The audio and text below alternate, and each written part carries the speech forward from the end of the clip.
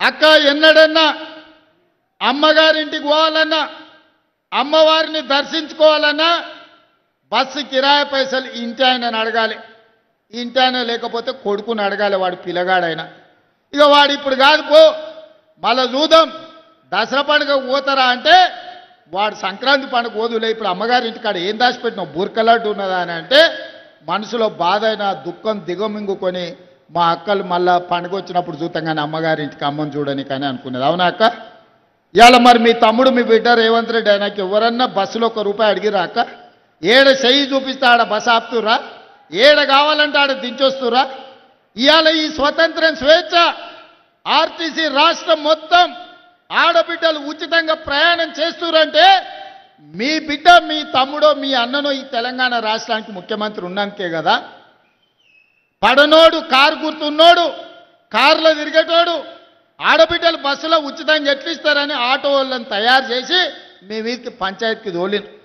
ఏందే వాళ్ళు చెప్పేదంటే ఆడబిడ్డలకు బస్సులో ఉచిత ప్రయాణం ఉంటే ఆటో ఎక్కలేరు, ఆడబిడ్డలు అంతో ఇంతో రూపాయి కూడబెడితే వాళ్ళ పిల్లల చదువులకు వస్తాయి కాబట్టి అవి గుంజుకుంటే చదువు రాకుండా పిల్లలు తిరుగుతారని మిమ్మల్ని దెబ్బతీయనికి ఆటో వాళ్ళని నా మీదకి పంచాయతీకి తోలేరు. నేను చెప్పిన ఆ కారు గుర్తోని చెప్పినా వచ్చినోని చెప్పినా ఒరే నన్ను అంటే అన్నారు తిట్టే తిట్టరు కానీ మా అక్కల దగ్గరకు పోయారంటే పొరకట్ట తీసుకొని చీపురికట్ట తీసుకొని సింగారిస్తారు మిమ్మల్ని.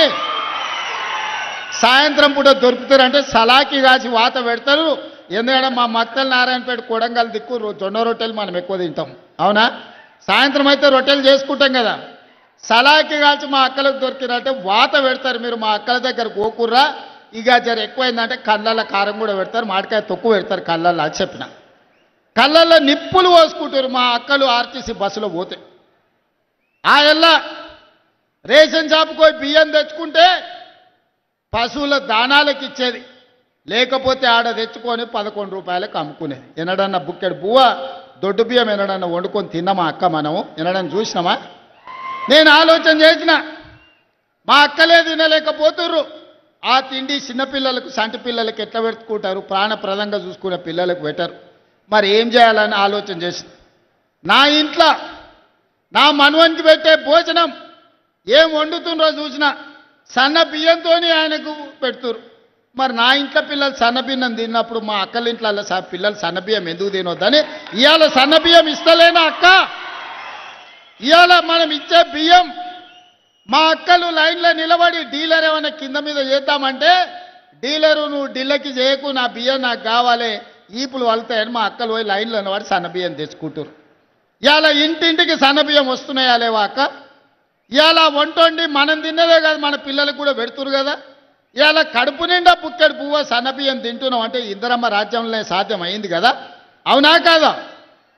కరెంటు బిల్లు అలా మీరు ఇంటి పనో పాసి పనో కూలి పనో చేసి ఉపాధి హామీ కూలి పని చేస్తే వచ్చిన పైసలు కరెంటు బిల్లు కట్టారు.